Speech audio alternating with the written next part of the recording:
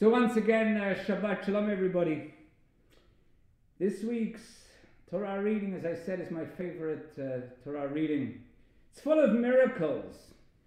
It opens up with the very dramatic parting of the Sea of Reeds. And the Torah says, "Then Moses held out his arm over the sea, and the Lord drove back the sea with a strong east wind all that night, and turned the sea into dry ground. The waters were split, and the Israelites went into the sea on dry ground, the waters forming a wall for them on their right and on their left.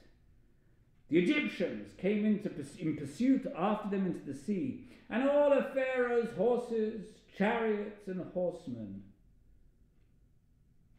And of course, the waters returned and drowned all of Pharaoh's soldiers. That was miracle number one.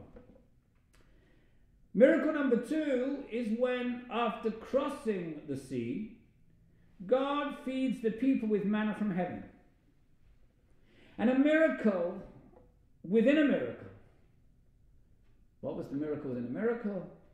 Everyone had exactly the right amount for themselves, regardless of how much they gathered. "This is what the Lord has commanded. Gather as much of it as each of you requires to eat, an omer to a person for as many as you are there. Each of you shall fetch for those in the tent." The Israelites did so, some gathering much more, and some a little. But miraculously, they all measured it. The measure came out to be the same, the omer. He who had gathered much had no excess, and he who gathered too little had no deficiency, that they had gathered as much as they needed to eat. And then we have a third miracle. The third miracle comes at the very end of the Torah reading, and that is the battle of Amalek, when how Moses held his hands seems to have a miraculous effect on the course of the battle. Here's what it says. "Then, whenever Moses held up his hand, Israel prevailed. But whenever he let his hand down, Amalek prevailed. But Moses' hands grew heavy. So they took a stone and they put it under him, and he sat on it. And while Aaron and Hur, one on each side, supported his hands, thus his hands remained steady until the sun set, and Joshua overwhelmed the people of Amalek with the sword." So the question is, what do we make of these events? Are they miracles? What is a miracle anyway? If you look in the dictionary defines a miracle as an extraordinary event manifesting divine intervention in human affairs. There are several different approaches that we can take to the miracles in the Torah. The simple and the naive approach would be to take them at face value. The miracles of the Bible are all extraordinary events that transcend nature that God chose to do in the distant past.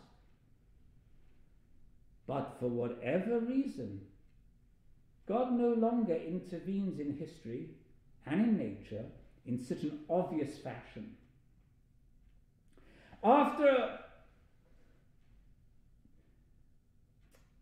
Another approach is to see the miracles as natural phenomena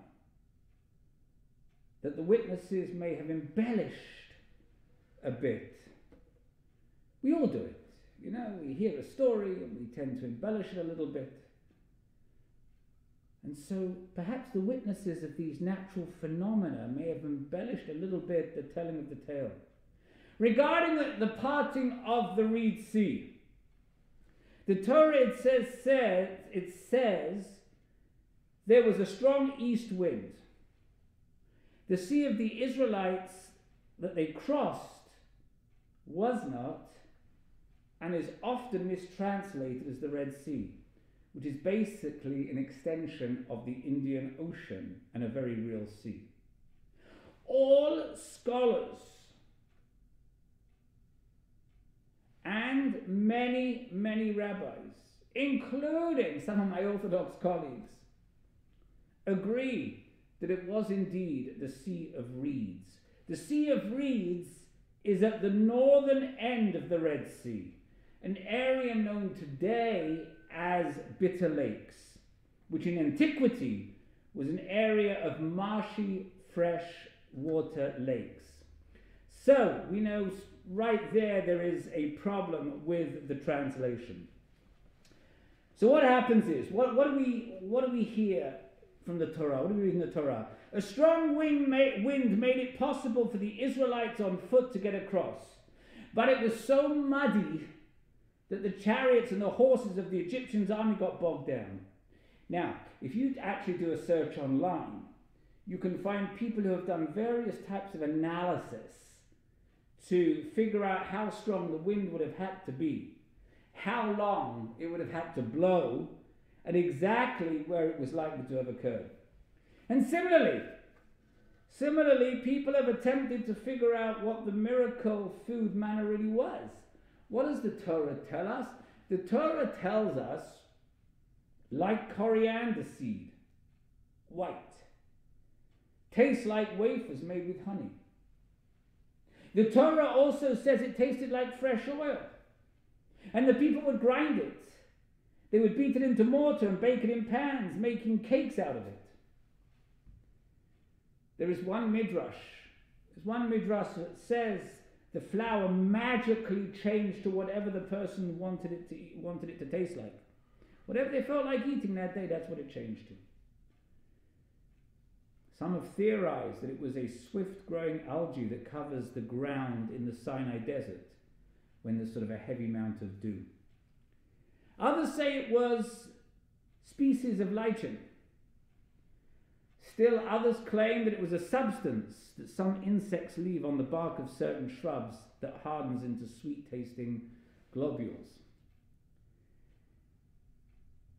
Natural explanations have also been given for the battle of Amalek. When the soldiers saw Moses' hands held high, they were encouraged. They took strength from seeing that. And when Moses' hands dropped, they feared God was no longer with them, and they lost heart. Now, of course, if there's any atheists among us, they would say that there were no miracles, and the stories of the Bible are only stories, fables, legends that have no basis in reality. You know, it's very strange that there are religious Jews who also hold that there is no such thing as miracles. One of them, his name is Yeshayahu Leibowitz. He was an observant Orthodox Jew who was one of the leading public intellectuals in the 20th century Israel. Leibowitz said that not only are there no miracles, but God doesn't intervene in human affairs at all. This is what he wrote. Leibowitz wrote, the concept of the God of history, endorsed by believers who regard human history as the finger of God, entails a terrible devaluation of religious faith. Such believers do not worship God qua God, who is beyond the contingent existence of the world and of humanity, but rather worship him qua manager of human affairs. Leibowitz said that God did not reveal himself neither in nature nor in history. And therefore, the world we grasp by scientific knowledge does not make any difference for faith and tells us nothing in regard to values. As Daniel Statman said, as religion teaches nothing about the world, It cannot conflict with what science teaches. Religion is about how to live in the world, not about what to believe about it. There's another path, and that is to see everything as a miracle. Someone, I don't remember who it was, it may have been Albert Einstein, I really don't remember, said that there are only two ways to live your life. One is as though nothing is a miracle, and the other is that everything is a miracle. Leibowitz-Stark theology may appeal to strictly rational people, but you know what? Few of us live so exclusively in our head. We have hearts, we have souls, and few people would feel that their souls were nourished by theology as extreme and barren as Leibowitz. And that is one that refuses to see God's presence in the world because God is far beyond the world. I believe a far better approach is to see everything as a miracle. Rabbi Abraham Joshua Heschel, Zecher Tzaddik Livracha, said, "Our goal should be to live life in radical amazement. Get up in the morning and look at the world in a way that takes nothing for granted. Everything is phenomenal. Everything is incredible. Never treat life casually. To be spiritual is to be amazed." Now, we say a prayer called Al Hanissim. We say this prayer on Hanukkah and on Purim. Al Hanissim means for the miracles.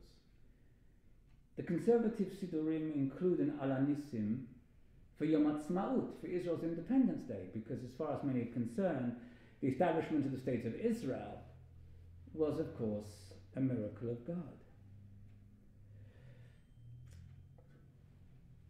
When Israel emerged victorious from 5 nations bigger and stronger than it, one can't just brush that aside and say it was their own good luck.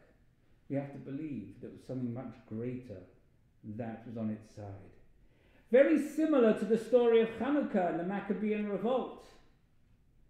But more recently, I would say that the development of a coronavirus vaccine, saving millions of lives in under a year, is another miracle. Vaccines normally take 10 years to develop, and then they have to get approval. It was done in a very short space of time. But it's not only such extraordinary things that are miracles. There's a blessing to say, and I teach this to all my students, and they're always amazed, but there is a blessing to be said after using the bathroom. Every time you use the bathroom. Because a successful trip to the bathroom is a reminder of how miraculously our bodies are constructed. That if but one of the thousands of intricate openings in our bodies fails to work, we can die. Now those everyday miracles are what the Amidah is referring to in the prayer that we're about to say in just a few moments, the Modim prayer, the Thanksgiving prayer, when we praise God for your miracles that are daily with us, and your wonders and your favors that are with us at all times, evening, morning, noon. I want to finish with a story that's told by the Baal Shem Tov. The Baal Shem Tov, who was discussing the parting of the Sea of Reeds from this week's Torah reading, was discussing with a scientist. And the scientist said to the Besht, he was known as the Besht in an abbreviation for Baal Shem Tov, the scientist said, There's a scientific explanation for this so-called miracle of the splitting of the Reed Sea. They were in an area where the water was shallow.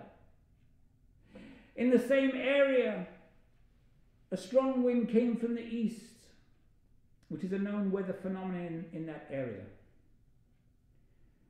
The Baal Shem Tov replied, yes, you are right.